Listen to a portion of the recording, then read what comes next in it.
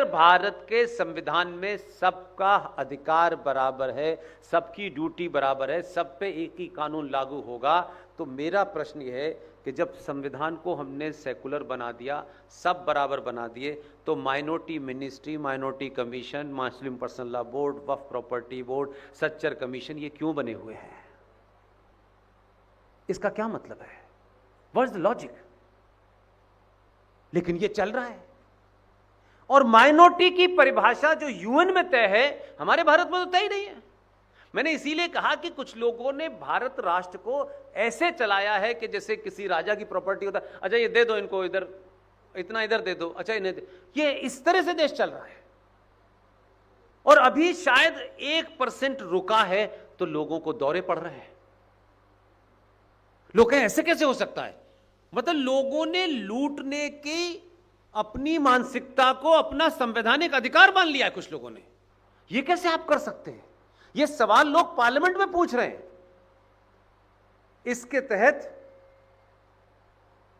कमाल यह है कि आजकल आपने वक्फ बोर्ड तो सुन ही लिया, हो भी गया वक्फ बोर्ड का सब कहानी। वक्फ का मतलब समझते हैं? वक्फ का मतलब होता है अपनी प्रॉपर्टी अल्लाह को दे दी, राइट? ये उसका लिटरल मीनिंग है। लेकिन कितने समझदार लोग हैं जिन्हें आप पंचर जोड़ने वाला समझते हैं? यह आपकी गलतफहमी है, आपकी अंदर की कुंठा है कि आप ये कहेंगे पंचर जोड़ते हैं। पंचर करते हैं इसका नहीं पता। वो लोग जिनके बारे में आप चिंतित हैं, इन्हें पढ़ाना है, इन्हें इंसान बनाना है, प्रॉफिट मोहम्मद इंसान नहीं बना पाया उन्हें, हम बनाएंगे। उन लोगों ने कितनी खूबसूरती से इस पूरे ड्रामे को किया कि भाई ये जो प्रॉपर्टी है ये अल्लाह के नाम चली गई। अब एक राजा आया, उसने कहा प्रॉपर्टी वापस करो, तो कोर्ट तो साइन मांग रही है, अल्लाह साइन कहां करेगा? बिना साइन के तो मिलेगी नहीं आपको। तो वो सारी प्रॉपर्टी वक्फ कर दी गई। और ये बीमारी भारत में है, यहां महामूर्खों की गिनती कम है। ताजमहल वक्फ की प्रॉपर्टी है और उसमें यह कहा गया कि अगर हमने एक बार इसे वक्फ की प्रॉपर्टी कह दिया, ये तो अल्लाह मियां से भी बढ़ गए हैं। आपका ये जो हॉल है, जो यथास्थिति है टेक्निकल, वो बता रहा हूं मैं आपको। ये हॉल किसी का है, किसी की प्रॉपर्टी है, किसी के नाम कागज होंगे, सरकार का है, किसी का। वो वहां कलकत्ता में बैठा हुआ एक आदमी, जो वक्फ बोर्ड मुसलमानों के द्वारा, मुसलमानों के ही एक बोर्ड बना हुआ है जिसकी कोई संवैधानिक लेना देना नहीं। जैसे आप कोई अपने घर में कोई 5 लोगों का ग्रुप बना ले और कह के आज से बोर्ड है। बंगाल में रहने वाला, मैं आपको यथास्थिति बता रहा हूं, और ये मैं शायद पिछले 10 साल से ऐसी बोल रहा हूं।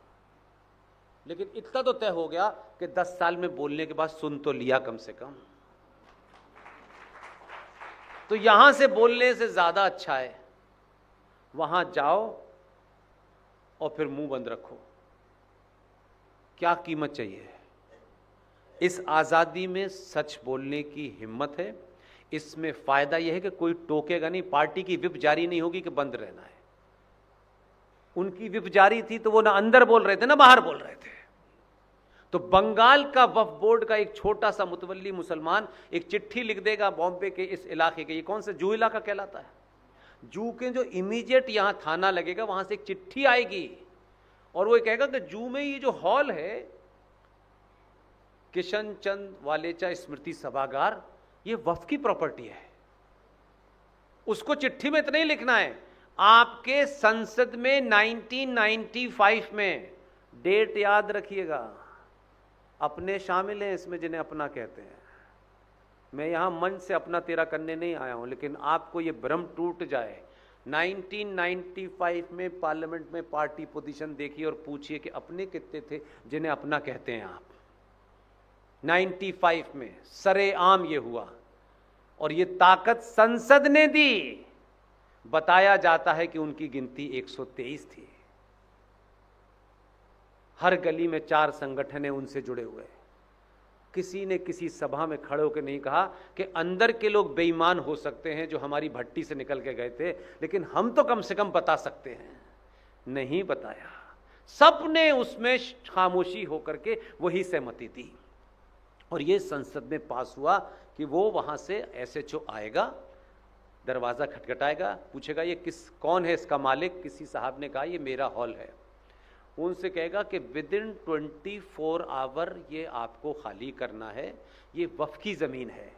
तो ये भाई साहब क्योंकि इन्हें कागज़ों पे बहुत यकीन है, इन्हें रूल ऑफ लॉ पे बहुत यकीन है, इनके संस्कार ही ऐसे हैं बेचारों के, तो ये कागज़ नाना दादा चाचा की ज़मीन के कागज़ दिखाएंगे जो 1995 में वक्फ बोर्ड में अमेंडमेंट हुआ था। उस वक़्त 123 गिनती थी इनकी, और उस बोर्ड में ये कहा गया कि जो मालिक है उसके कागज इनवैलिड हैं।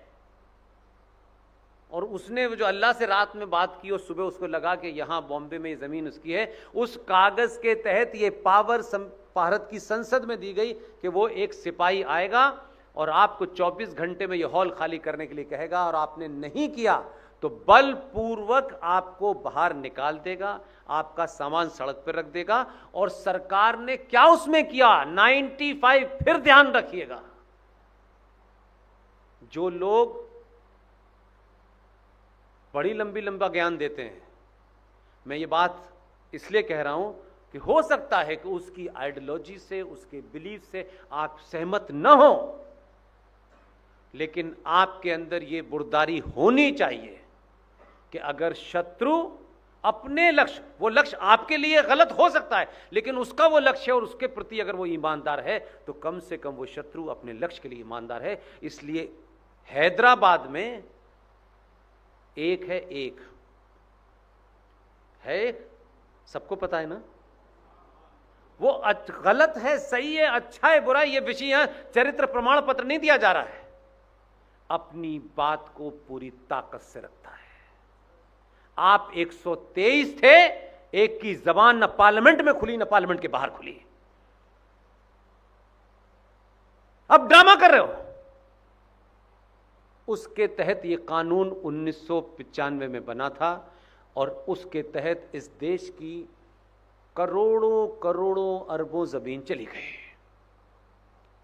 अब बिल आया है तो भाई साहब दुनिया का नियम है, ये संविधान, ये आईपीसी, कोर्ट कचहरी, अगर ये इतने मजबूत होते तो कश्मीरी पंडित इसी देश में आज भी दिल्ली में चाय की दुकान बना करके दिल्ली के बाहर नहीं बेच रहे होते।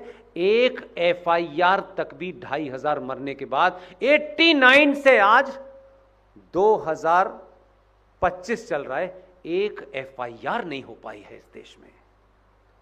एक मर जाता है पूरा देश में, जो जहां है वो खड़ा, वो देखता नहीं है ये ब्राह्मण है कि ठाकुर है कि ये बनिया है, ये अगड़ा है, ये पिछड़ा है, ये मेरा है, ये तेरा है, वो देखता नहीं है। हम कितनी चीजें देख करके बात बोलते हैं। 89 से कश्मीर में जिन सनातनी हिंदू पंडितों के साथ, कश्यप ऋषि के वंशजों के साथ जो जघन्य अपराध हुआ, आपका सिस्टम कितना आपका नहीं है, आप गिनती में हैं, आप टैक्स देते हैं, आप ये भरते हैं, बहुत ईमानदार हैं, गिनती आपकी ज्यादा है, सारे ही लोग आप ही के जीत के जाते हैं, वो अलग अलग पार्टियों में जाएं और जिस पार्टी को अपना कहते हैं उनकी गिनती 123 थी। स्टेट की बात बता रहा हूं मैं, कम से कम 89 से आज 40 साल के आसपास हो गए। 3 साल पहले एक कश्मीरी पंडित सुप्रीम कोर्ट में गया, उसने कहा माय लॉर्ड, इतने लोगों के खिलाफ हत्या के, लूटने के, रेप के केसेस हैं, ये एफआईआर उस समय जिन लोगों ने कराई थी ये रिकॉर्ड पर है, जिन लोगों के खिलाफ कराई है वो खुले घूम रहे हैं, और 40 साल से आज तक 2500 कश्मीरी हिंदू पंडितों को जमीन खा गई, आसमान निकल गया, कोई पूछने वाला नहीं है। तो मालूम है आपके सिस्टम ने क्या जवाब दिया? जिस सिस्टम पे आपको बहुत भरोसा है, चीफ सुप्रीम कोर्ट में नंबर 2 जो चीफ के बाद आता है, उसने मालूम है क्या जवाब दिया? अब अगर ऐसी स्थिति नाथूराम गॉडसे के सामने होती तो क्या करते? सुप्रीम कोर्ट की जिस बेंच ने सुनवाई की उसने कहा इट्स टू लेट,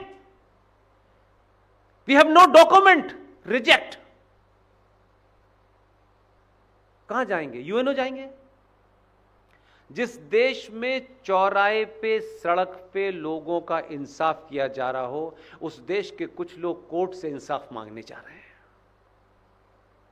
उसी सुप्रीम कोर्ट ने एक हफ्ते बाद एक पिटीशन एक्सेप्ट की, और उस पिटीशन गजब की पिटीशन थी। वो एक आदमी आया, और वो, मैंने इसलिए इन चीजों को याद रखता हूं ताकि पता चले कि किस समाज में आप रह रहे हो, किनके भरोसे रह रहे हो। ये जो एफआईआर कर देंगे, हम पुलिस में शिकायत लिखा देंगे, पुलिस आएगी, कोई कहीं नहीं आने वाला किस गलतफहमी के शिकार है। सिस्टम सड़ चुका है, सिस्टम को ऑर्गेनाइज तरीके से सड़ाया गया है। Indian state from last 45 years working against the Indian nation. अब आज चाहते हैं कि स्टेट एकदम सब कुछ कर दे, तब भी आप ही विरोध कर रहे हो। मुझे भाईजान का विरोध नहीं है, और आपके स्वार्थ पार्टी से और राष्ट्र से बड़े हैं। दिन भर राष्ट्र की बात करते हैं। 242 पे हिंदुओं ने रोका उसे या मुसलमानों ने रोका? तय करिए, किसने रोका था? आपको 5 साल में एक बटन दबाना होता है, उसमें भी आप इतना अगर मगर, मेरा तेरा, जाति ऊपर नीचे, क्या क्या सोचते हो मेरे भाई? आप ब्राह्मण हैं, ठाकुर हैं, जो हैं, पूरी ताकत से रही, इस पे कोई सवाल नहीं है।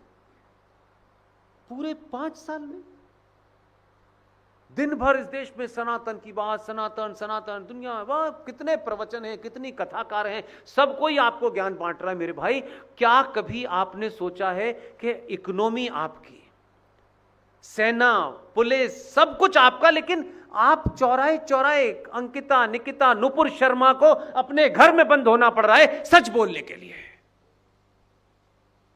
आपकी बेटी होती तो कैसा लगता? लेकिन हम क्यों बोले, अरे यार ठीक है यार, हो गया, हम अपने काम पे चलेंगे।